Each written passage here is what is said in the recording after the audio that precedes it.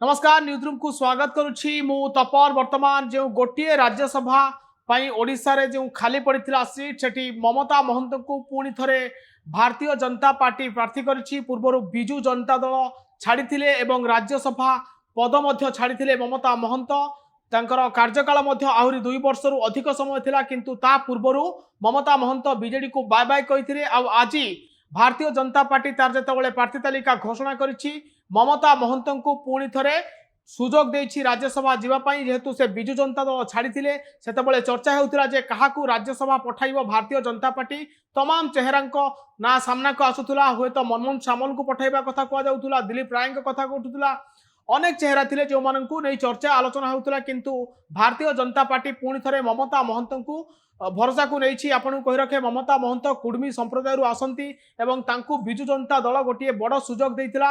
आउ जेतेबेले ममता महंत विजु जनता दल छाड़िले सेतेबेले से अनेक असंतोषर कथा कहितिले जे विजु जनता दल रे तांकू कार्य करिवार सुजोग दिया गलानी एवं दल तांकर आवश्यकता को ठीक भाव आवश्यकता पूरण करि पारलानी बा दल पई जहां से करबा को चाहुतिले तांको लोकन पई जहां करबा को चाहुतिले तांको सुजोग दिया गलानी। निर्वाचन समय रे मध्ये तांको अनदेखा करा दिबा कथा से कहितिले। ए तमाम भितरे चर्चा होतला जे ममता महंत को भारतीय जनता पार्टी टिकेट देबो ना नुआ चेहरा को सामना को आनिबो। जेतेबेले दल परिवर्तन करथिले तांको गोटी गिफ्ट आकार रे भारतीय जनता पार्टी पुणी थरे तांको राज्यसभा पई तांको मनोनीत करछि एवं आसंता काली ममता महंत प्रार्थीपत्र दाखल करेंगे। जेहेतु आसंता काली राज्यसभा निर्वाचन पर शेष तारीख, तो ममता महंत काली प्रार्थीपत्र दाखल करेंगे। आपको कही रखे जे 9 जन प्रार्थी ना वर्तमान भारतीय जनता पार्टी घोषणा करिछि।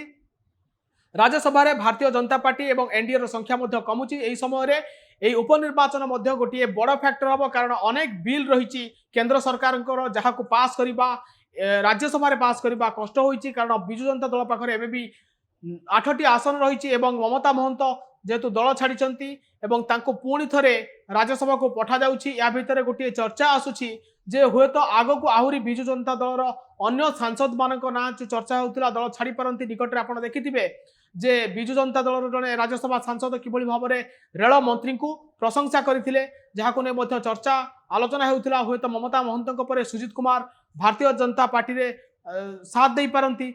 यही चर्चा भितर आज पुणी थे गोटे बड़ बाट फिटी जो माने दल बदल करने जो माने चाहूचंती नेता से गोटे बाट फिटी कहले अत्युक्ति हेबनी, कारण ममता महंत विजु जनता दल छाड़िले भारतीय जनता पार्टी को आसिले पुणी थे राज्यसभा को से जावाक जाउछंती। जेहेतु भारतीय जनता पार्टी रे संख्या अधिक रही, तो निश्चय भाव में ममता महंत विजय हेब। हुए तो बीजेडी एवं कांग्रेस प्रार्थी दे न पारती, जेहेतु संख्या खेल में पछर रही उभय दल।